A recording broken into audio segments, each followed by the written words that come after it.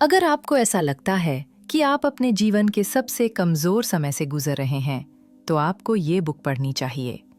Victor Frankel ने war में अपना सब कुछ खो दिया, परिवार, अपनी पहचान और प्रोफेशन।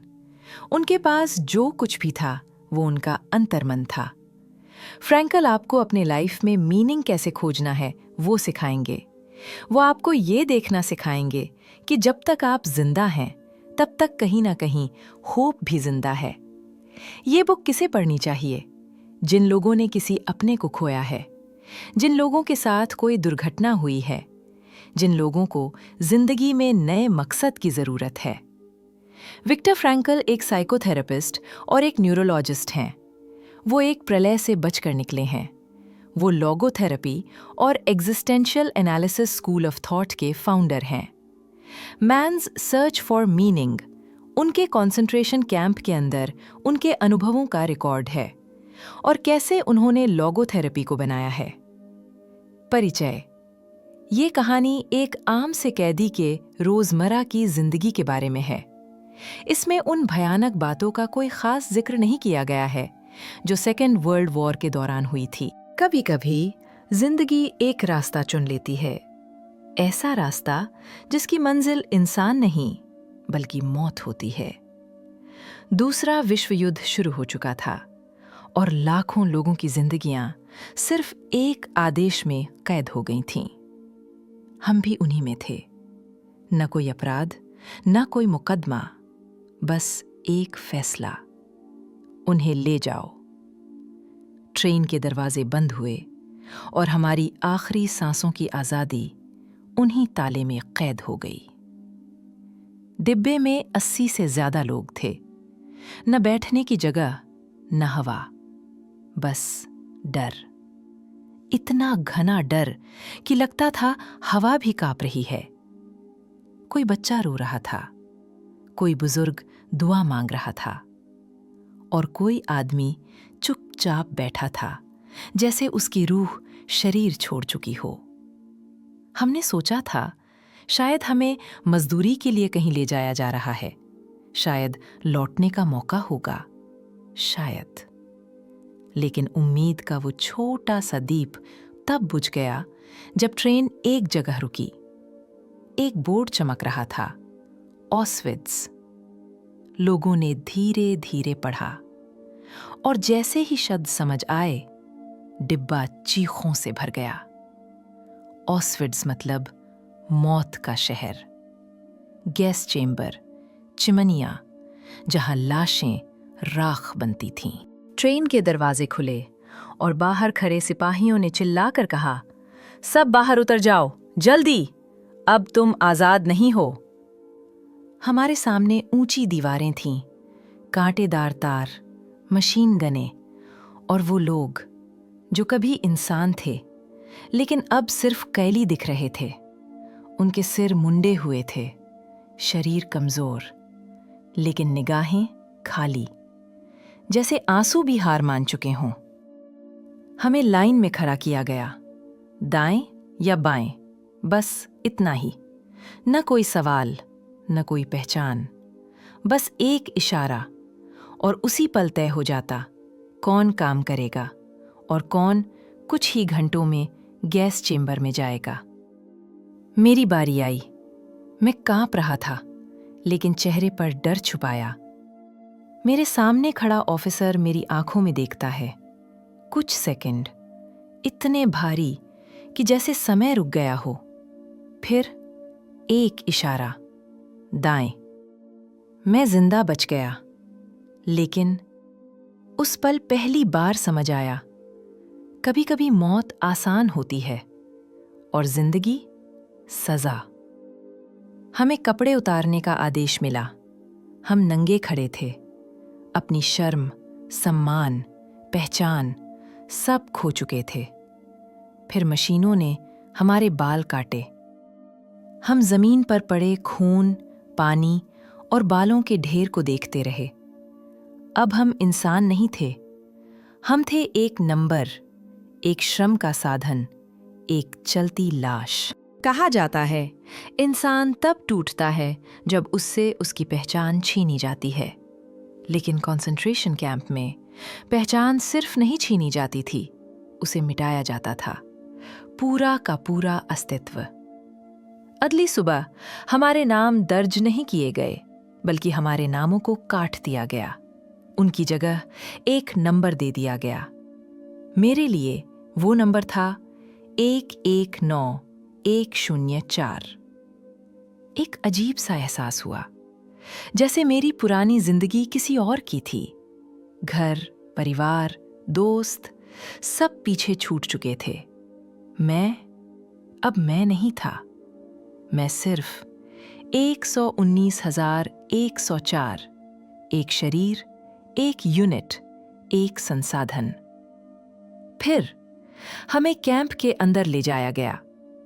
अब शुरुआत हुई उस दुनिया की जहां मौत सामान्य थी, उम्मीद कमजोरी थी और दया एक मजाक। कैंप के भीतर सबसे पहले हमारा सामना हुआ कैपो से। ये लोग भी कभी कैदी थे, लेकिन अब उनका काम था हम पर नजर रखना और सजा देना। अजीब बात ये थी कि कई कैपोस को इस नरक में पहले की जिंदगी से ज्यादा मजा आता था, क्योंकि यहां उनके हाथों में ताकत थी, और ताकत लोगों को जालिम बना देती है। हर शेड में 200 कैदी थे, 200 शरीर, 200 जिंदगियां, लेकिन भावनाएं शायद सिर्फ 2 या 3 बची थीं। रात आई, उम्मीद थी शायद सोकर थोड़ी राहत मिल जाए, लेकिन सच ये था, सोना भी एक यातना थी। हमें एक संकड़ी लकड़ी की बेंच पर 8 लोग साथ में सोना पड़ता था। 2 कंबल, 8 शरीरों के लिए। कोई करवट बदलता तो बाकी सबको भी बदलनी पड़ती, और अगर किसी ने विरोध किया तो कैपोज रात में भी मारते थे। धीरे धीरे हम सब एक जैसे हाव भाव सीख गए। कम बोलो, सिर झुकाकर चलो, आदेश मानो, और सबसे जरूरी, ना रो, कभी नहीं, क्योंकि यहां आंसू कमजोरी नहीं थे, आंसू मौत का टिकट थे। समय गुजरने लगा और हमारे अंदर कुछ बदल रहा था। पहले हम दुख महसूस करते थे, फिर डर, फिर गुस्सा। लेकिन कुछ हफ्तों बाद इन सब की जगह ले ली सुन्नपन ने। एक खाली जगह, जहां भावनाएं नहीं थीं, जहां स्मृतियां धुंधली होती जा रही थीं, जहां इंसान धीरे धीरे एक मशीन बन रहा था। अब हमें रोज सुबह मार्च करके काम पर ले जाया जाता। बर्फ, बारिश, धुंध कुछ भी फर्क नहीं डालता था। हमारे हाथों पर छाले थे, पैरों में घाव, और शरीर इतना कमजोर कि गिरने से भी डर लगता था, क्योंकि गिरना मतलब गालियां, लातें और कभी-कभी सीधा गोली। फिर भी एक चीज थी जो हमें इंसान बनाए रखे थी, भूख। ये अजीब लगता है, लेकिन ये सच है। हम घंटों एक ही चीज पर बहस करते थे, खाना। रोटी कैसी होती थी, चाय कैसी थी, कितने साल पहले कौन सा पकवान खाया था। हम रेसिपीज पर बात करते थे, जैसे वो कोई कला नहीं बल्कि जीवित रहने का मंत्र था। ये बातचीत हमें याद दिलाती थी कि हम कभी इंसान थे और शायद अभी भी हैं। कुछ लोग कहते हैं मनुष्य सबसे अधिक तब पीड़ित होता है जब उसका शरीर घायल होता है, लेकिन सच ये है, असली दर्द तब होता है जब आत्मा टूटने लगती है। हम में से कई अब खुद को जीवित नहीं समझते थे। हम बस चल रहे थे, काम कर रहे थे, गिर रहे थे, उठ रहे थे, जी रहे थे, या शायद बस मरने का इंतजार कर रहे थे। लेकिन कहानी यहीं खत्म नहीं होती, क्योंकि जल्द ही कुछ ऐसा होगा जो इस अंधेरे में पहली बार एक छोटी सी रोशनी जलाएगा, और शायद वही रोशनी इस आदमी की किस्मत बदल देगी। Episode 3, the silent war inside. कभी कभी युद्ध बंदूकों से नहीं होता, कभी कभी युद्ध मन के भीतर चल रहा होता है। कंसंट्रेशन कैंप में सलाखें बाहर थीं, लेकिन असली कैद अंदर हो रही थीं। कुछ हफ्ते बीत चुके थे। अब दिन, तारीख, मौसम कुछ मायने नहीं रखता था। बस एक शब्द था, कल। और उस कल में हमेशा वही होता, ठंड, भूख, काम और मौत की गंध। लेकिन धीरे धीरे हमने एक और चीज समझी। शरीर जितना कमजोर होता है, दिमाग उतना जिंदा रहना चाहता है। कई कैदी चुप हो गए थे, घूरते रहते, जमीन पर, दीवार पर, या बस खाली हवा में, जैसे उनकी आत्मा शरीर छोड़ चुकी हो। उनकी आंखों में एक अजीब सी चमक थी, हार मान चुकी आत्मा की चमक। उन्हें कैंप में एक नाम दिया गया था, मुस्लिम्स, मतलब वो लोग जो अब लड़ना बंद कर चुके हैं। ये वो लोग थे जो बस चलते थे, बिना उम्मीद, बिना डर, बिना गुस्से, सिर्फ इंतजार में। हम में से कई डरते थे कि कहीं हम भी उनमें शामिल ना हो जाएं। हर दिन हम अपनी हड्डियों में सिर्फ दर्द महसूस करते थे, लेकिन असली लड़ाई दर्द की नहीं थी। असली लड़ाई थी खुद को भूलने से रोकने की। उन दिनों मन में सबसे ज्यादा 2 तरह के विचार आते। पहला, मैं हार चुका हूं। दूसरा, मैं शायद फिर कभी आजाद नहीं हो पाऊंगा। ज्यादातर कैदी पहले विचार के सामने हार गए, लेकिन कुछ ने दूसरे विचार से लड़ने का फैसला किया, और वहीं से शुरू होती है साइलेंट वॉर। हम समझ चुके थे शरीर को कैद किया जा सकता है, लेकिन विचारों को नहीं। एक रात जब कैंप सो रहा था, मैं दीवार से टिककर चुप बैठा था। अचानक एक याद सामने आई, मेरी पत्नी की। उसकी हंसी, उसकी आवाज, उसकी आंखें, उसका होना इतना वास्तविक महसूस हुआ कि लगा अगर हाथ बढ़ाऊं तो उसे छू सकता हूं। उस पल मुझे जवाब मिला, मेरा शरीर यहां है, लेकिन मेरी आत्मा नहीं। और पहली बार सारे अंधेरे के बीच एक सवाल फिर जन्मा, क्या मेरे जीते रहने का कोई अर्थ है? शायद यही अंतर था। कुछ लोग जी रहे थे मौत का इंतजार करते हुए, लेकिन कुछ मौत के सामने जीने का कारण खोज रहे थे। हम मन को बचाने लगे, कभी कल्पनाओं में, कभी यादों में, कभी भविष्य के सपनों में।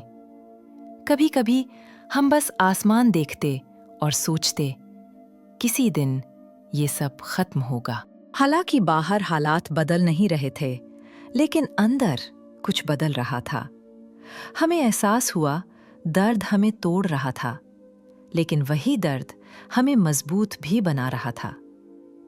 और यही वो पल था जब कैंप में जिंदा रहने का असली नियम समझ आया। जिसके पास जीने का कारण हो, वो किसी भी परिस्थिति को सह सकता है। लेकिन ये शुरुआत थी, अभी सबसे कठिन अध्याय बाकी था।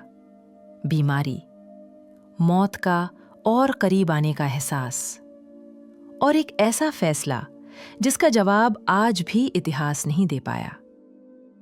एपिसोड 4, स्मृति की चिंगारी। अजीब है, कभी कभी सबसे अंधेरी जगहों में सबसे रोशन एहसास पैदा होते हैं।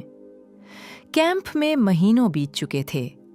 हम अब दर्द के आदी हो गए थे, इतने आदी कि कभी कभी लगता था दर्द भी अब नया नहीं रहा।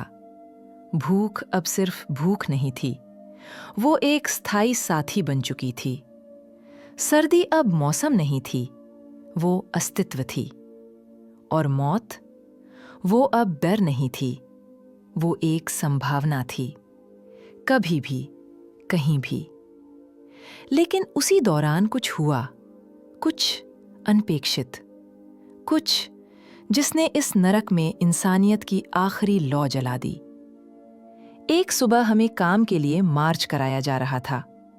बर्फ पैर काट रही थी, हवा शरीर छील रही थी और हमारी सांसें ऐसे बाहर निकल रही थीं जैसे शरीर अब थक चुका हो। मेरे आगे वाला कैदी धीरे से फुसफुसाया, अगर हमारी पत्नियां हमें अभी देख लेतीं तो क्या सोचतीं? वो बात खत्म होते ही कुछ अचानक बदला। मेरे भीतर एक तस्वीर उभर आई, उसका चेहरा, उसकी मुस्कान, उसकी आंखें, मेरी पत्नी। वो मेरे सामने खड़ी थी, ना दूरी थी, ना कैंप, ना तार, ना मौत, बस वो और मैं। मुझे नहीं पता था वो जिंदा है या नहीं, लेकिन उस पल ये मायने नहीं रखता था, क्योंकि सच्चा प्यार कभी सिर्फ शरीर से नहीं जुड़ता, वो आत्मा से जुड़ता है और आत्मा कभी कैद नहीं होती। उस दिन पहली बार मैंने समझा, इंसान की सबसे बड़ी आजादी उसके विचार हैं। कोई पहरा नहीं लगा सकता, कोई जंजीर नहीं डाल सकता, कोई छीन नहीं सकता। काम शुरू हुआ। जमीन कठोर थी, हाथ सुन्न थे, लेकिन मेरा मन किसी और दुनिया में था। उस दुनिया में जहां मैं अपनी पत्नी से बातें कर रहा था, वो जवाब दे रही थी, मैं मुस्कुरा रहा था और पहली बार कई सप्ताहों बाद मेरी आंखों में आंसू आए। लेकिन ये कमजोर आंसू नहीं थे, ये याद दिला रहे थे, मैं अभी भी एक इंसान हूं, मैं अभी भी महसूस कर सकता हूं, मेरी आत्मा अभी भी जिंदा है। उस रात कैंप की दीवारों के पीछे कई लोग सो नहीं पाए, लेकिन मेरी वजह दर्द नहीं थी, मेरी वजह थी आशा। एक छोटी सी किरण जो कह रही थी, तुम्हारी कहानी अभी खत्म नहीं हुई। अब पहली बार मैंने खुद से सवाल नहीं पूछा, मैं क्यों पीड़ित हूं, बल्कि मैंने पूछा, मुझे अब भी क्यों जिंदा रहना चाहिए। और उस सवाल का जवाब एक इंसान था, एक चेहरा, एक याद, एक प्यार। और उसी पल मेरे अंदर एक सच्चाई स्थापित हो गई, जीवन का अर्थ हमें नहीं मिलता, हमें उसे खुद बनाना पड़ता है। अब मैं सिर्फ जिंदा नहीं था, मैं लड़ रहा था। हर सांस, हर कदम, हर दर्द अब सिर्फ सहन नहीं किया जाता था, बल्कि जीता जाता था। क्योंकि अब मौत लक्ष्य नहीं थी, अब लक्ष्य था किसी दिन उससे मिलना, फिर से। Episode 5, between death and escape. कहा जाता है, जब इंसान मौत के बहुत करीब पहुंच जाता है तो वो दो बातों में से एक महसूस करता है, या तो सब खत्म हो गया है या सब कुछ अभी शुरू होना बाकी है। कैंप में अब मौसम बदल चुका था, सर्द हवा और तेज हो गई थी और उसके साथ फैल चुका था एक नया खतरा, टाइफस। एक ऐसी बीमारी जो शरीर को नहीं, पहले आत्मा को मारती है। हर दिन कई कैदी गिरते थे, कुछ उठते थे, कुछ फिर कभी नहीं उठते, और बाकी लोग, वे बस आगे बढ़ते रहते थे, क्योंकि यहां रुकना मतलब चुनाव नहीं था, निष्कर्ष था। कुछ ही दिनों में बुखार, कमजोरी और कांपते शरीर कैंप के हर कोने में दिखाई देने लगे, और उन बीमारों में मैं भी था। पहली बार मुझे अपनी सांसें भारी लगीं, कंधे टूटते महसूस हुए और पैर मानो किसी और के हों। लेकिन बीमारी से भी ज्यादा डर एक दूसरी बात का था। अगर मैंने कमजोर दिखना शुरू किया तो मेरा अंत गैस चैम्बर में होगा। मुझे एक अलग बैरक में भेजा गया, एक ऐसी जगह जहां ज्यादातर लोग सिर्फ मरने का इंतजार करते थे। कमरा अंधेरा था, हवा भारी थी और हर कोने में किसी ना किसी की आखिरी सांसें गूंज रही थीं। मेरे पास सिर्फ 2 विकल्प थे, इंतजार करना या खुद को जिंदा रखना। लेकिन कैसे? जब शरीर जवाब दे रहा हो, जब दिमाग धुंधला हो चुका हो, तब इंसान किस आधार पर लड़ता है? जवाब था यादें। मैंने अपने मन में फिर से अपनी पत्नी की आवाज जगाई। ना कोई दवा थी, ना कोई डॉक्टर, लेकिन उन यादों ने मेरे शरीर की जगह मेरी आत्मा को दवा दी। मैं रातों को सोता नहीं था। मैं लेक्चर सोचता था, विचार लिखता था जिन्हें मैंने कभी नहीं लिखा। कागज नहीं थे, फिर भी मैं लिखता गया, क्योंकि अगर मैं याद रख सकता हूं तो मैं अब भी कोई हूं। उसी दौरान एक ट्रैप जैसा सवाल मेरे सामने आया। क्या मुझे यहां से भागने की कोशिश करनी चाहिए? क्योंकि कैंप के बाहर एक आदमी मेरा इंतजार कर रहा था। वो मुझे नकली पहचान, कपड़े और बाहर निकलने का रास्ता दे सकता था। मेरे पास खाना था, कुछ छुपाई हुई चीजें थीं और अब मेरे पास इच्छा भी थी, भागने की इच्छा। हम दोनों, मैं और मेरा साथी, रात में बैरक लौटे। वो जितना उत्साहित था, मैं उतना ही शांत। मेरे हाथ में छोटा बैग था, टूटा टूथब्रश, एक धातु का चम्मच, कुछ बासी रोटी और फटे दस्ताने। बस यही मेरी संपत्ति थी और शायद यही मेरा भविष्य भी। हमने दरवाजे तक कदम बढ़ाए। खामोशी थी, चारों ओर अंधेरा और दूर कहीं गोली की आवाज। लेकिन उसी पल किसी ने मेरी शर्ट पकड़ ली। मैं मुड़ा। वो एक बीमार कैदी था जिसकी आंखों में मौत पहले से मौजूद थी। उसने बस एक सवाल पूछा, क्या तुम भी जा रहे हो? उसकी आवाज में डर नहीं था, बस अकेलापन था। और उस एक वाक्य ने मेरे सारे फैसले बदल दिए, क्योंकि अचानक भाग जाना सेल्फिश नहीं लगा, बल्कि किसी को छोड़ जाना अचानक बहुत गलत लगा। मैं वहीं रुक गया। मैंने अपने साथी की तरफ देखा और धीरे से कहा, मैं नहीं जा सकता। उस रात हम कैंप में ही रह गए और शायद पहली बार मैंने समझा, कभी कभी आजादी का मतलब भागना नहीं, बल्कि रहना होता है, रहकर दूसरों की उम्मीद बचाना। लेकिन यह फैसला आसान नहीं था और आने वाले दिनों में यह फैसला मुझे एक ऐसे मोड़ पर ले जाएगा जिसकी कीमत मेरी सांसों से चुकानी होगी।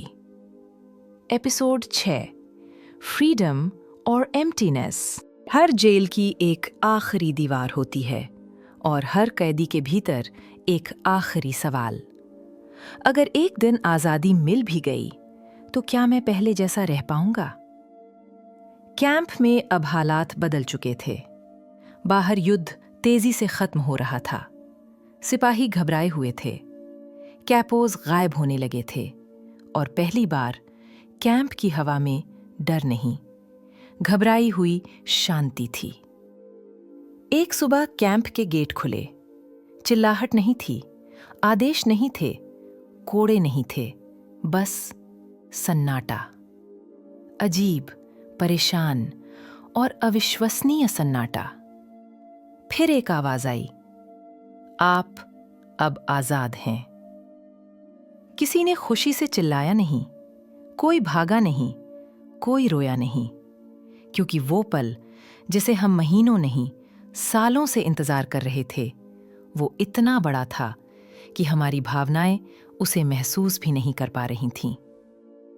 कुछ लोग वहीं जमीन पर बैठ गए, कुछ आसमान की ओर देखने लगे और कुछ बस चुप खड़े रहे, जैसे किसी ने पूछा हो, अब क्या? मैं कैंप से बाहर निकला। पहली बार सालों में मैंने बर्फ पर अपने कदमों की आवाज सुनी। पहली बार मेरे कदम मेरे थे, आदेश नहीं, भय नहीं, जीने की मजबूरी नहीं, बस कदम। हम कैंप से दूर जाने लगे।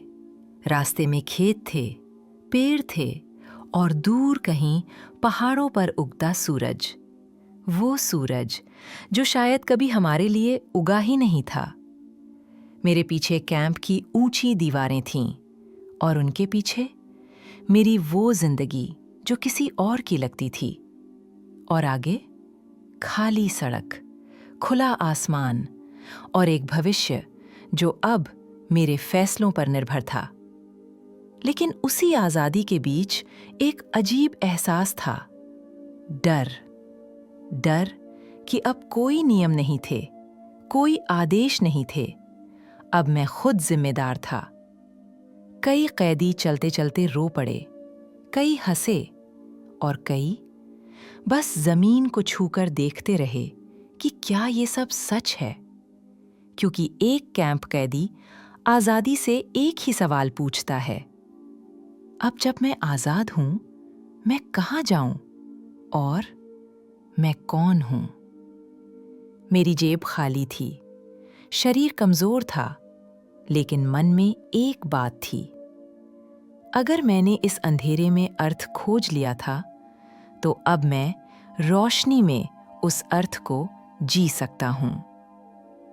मैंने महसूस किया, आजादी घर लौटना नहीं थी, आजादी दर्द भूलना नहीं थी, आजादी बदला नहीं थी, आजादी थी फिर से इंसान बनना। और उस दिन जब कैंप के पीछे सूरज ढल रहा था, मैंने आखिरी बार मुड़कर देखा और धीरे से कहा, तुमने मुझे तोड़ा नहीं, तुमने मुझे आकार दिया है। क्योंकि आखिर में हम सिर्फ कैंप से बाहर नहीं आते, हम अपने पुराने डर से बाहर आते हैं, हम अपनी टूटी यादों से बाहर आते हैं, हम उस आदमी से बाहर आते हैं जिसे दुनिया ने नंबर कहकर बुलाया। और जब मैंने आखिरी कदम कैंप से बाहर रखा, मैं नंबर नहीं था, मैं 119104 नहीं था, मैं फिर से मैं था। लेकिन कहानी यही खत्म नहीं होती, क्योंकि हर सुनने वाले के अंदर भी एक सवाल रहता है, मैं क्यों जी रहा हूं और मेरे जीवन का अर्थ क्या है? कभी कभी जिंदगी हमें ऐसे मोड़ पर लाकर खड़ा कर देती है जहां सवाल सिर्फ एक होता है, मैं ये सब क्यों झेल रहा हूं? और शायद इस सवाल का जवाब यही किताब देती है। मैन्स सर्च फॉर मीनिंग हमें सिखाती है कि जिंदगी हमेशा आसान नहीं होगी, लेकिन उसका एक अर्थ हमेशा होगा। ये कहानी हमें याद दिलाती है कि दर्द, संघर्ष, अकेलापन और अंधेरा हमारी हार नहीं है, बल्कि हमारी पहचान की परीक्षा है।